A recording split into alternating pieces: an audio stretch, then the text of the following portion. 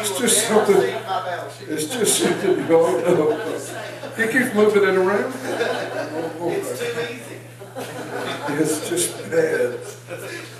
We played Battleship when we drew our own little squares, you know, A through J and 1 through 10.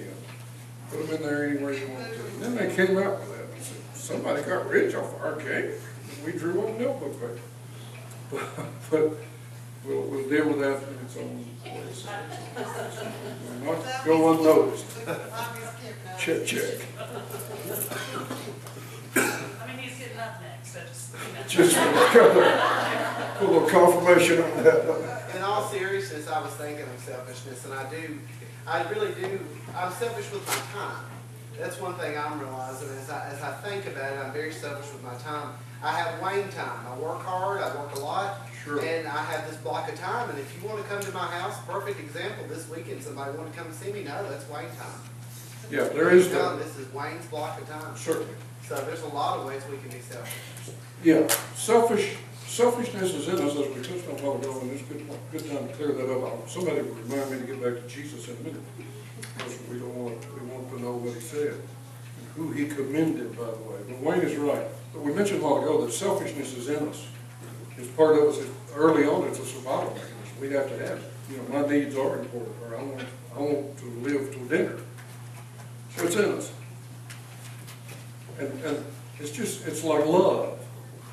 You know, it's in us to love and be loved, but you can't love and be loved to everybody. You know, it gets wrong. It's like being married. You can't be married to everybody. You know, it's okay to be married, but you just can't be out here marrying everybody. So is selfishness. It has to be controlled, it has to be treated right, or it's wrong. It's just wrong. So it's okay to say, okay, Tuesday nights, we don't have no salespeople in, we don't have no visitors in, it's crash time. It's a grab night for supper, just grab whatever you need it, nobody's gonna cook. You know, you have those kind of times that you just say, listen, and that's not selfish. That's part of the survival mechanism. We're going crazy, we don't need you over on Tuesday night, or whatever day you sit to bed. What we're beginning to see in old and in young is, but I'm this way and I'm not gonna change for anybody. Well, I'm doing it this way and I don't care what you say, this is just how I that's am. right, this is how I am, And yes, that's selfishness. and that's good enough. I will,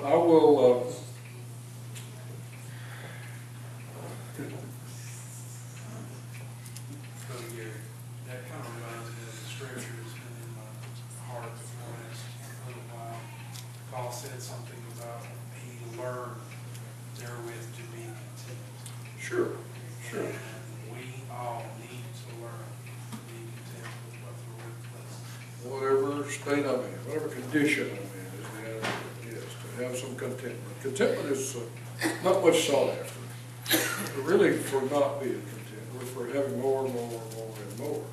And the whole society is We need more.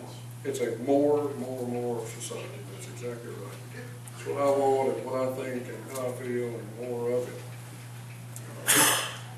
Gary, Yes, I have a question sure. before Before we get back to Jesus. Wherever it was. No, well, his daddy may have taken it, but we never did take it. It was kind of not going to happen from our standpoint. The third question I asked was, have you got any money? That was the third question I asked. And when he said no, it was over. It was over. He didn't bring any money. My mama won't let me bring any money. Because see, mama knows he'll spend it. She's way ahead of him. We take him and buy him. I'm not trying to tell you we're stingy. Every time we go somewhere he wants something, often we get it for him. But it was Friday morning, it was snowing, and I was a little selfish. I wouldn't go get out in that snow. Did you realize that was why there was no school? Oh, well, that's why he was at my house, yeah. Did you go anywhere? We- I told my kids, I'm not gonna get his car out there, risk wrecking the car, forget it. Yeah, we're not going anywhere. That's what we're hunkering down today and eating chili or whatever. It's a good day to not go anywhere. Jesus said, as he sat in the temple, he saw this woman go over. I'm back to our point of I can't help anybody else. I'm too pitiful myself. I'm not able to help anybody else. Jesus saw this woman go by, and he calls his disciples over. He says, look at that woman. Look at that widow lady. And he said, all those guys with those big outfits on, they've come by here and thrown in scads of money. And he said, this little woman was just put in 2 little coins, just 2 little coins, 2 mites, he said. It even sounds small, doesn't it? And he said, she has given more than all.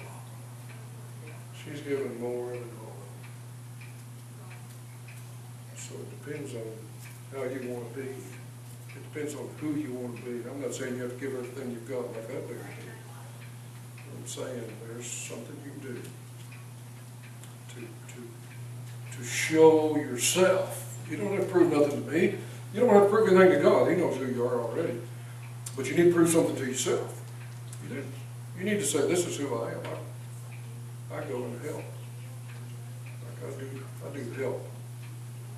When I have a time, when I have a chance, I'll help somebody. I like people that want to help somebody. I might need a little help. What did Jesus say? Do unto others. Actually, we say that. Jesus said, as you would that others would do unto you, do ye also to them. We just kind of flip it over and make it easy for English. So let's just say, do unto others as you would have them do unto you. It's okay to say that. However, it's not a negative thing. This is a positive thing. So find something to do. If I didn't have a coat, I might want somebody to give me a coat. So if that's how I feel, then I will have a coat to give somebody. Little plug there for coat ladies. If I'm hungry, and I found no way to get anything to eat, I would just, I'd be in crisis mode. I wouldn't know what to do. I truly didn't know where my next meal was coming from. I would want somebody to step up and help me. It's the truth, I would. Have y'all watched the news? I know we're going over, but I'm going to tell you this. Did y'all watch the news about this kid in Clarksville who was breaking in the elementary school over there? About 2 weeks ago, it was in the news. He was breaking in an elementary, he was staying all night in elementary school. And they finally caught him. He didn't steal anything. He was just going there where it was warm and sleep. He did steal food. The kids had left apples in the classrooms, and he'd get an apple or a candy bar, maybe out of another classroom. But he didn't take anything and sell it to get money. And the police called, the school called him, and they called the police, and then the police called him. Every policeman that they interviewed, and others, they were saying others, and even the teachers, they were feeling sorry for him. They said what he did was wrong, it was against the law. But those policemen were making up some money to help him, and they were going to try to get him in a program of some kind to help him. I mean, there's somebody out there you can help.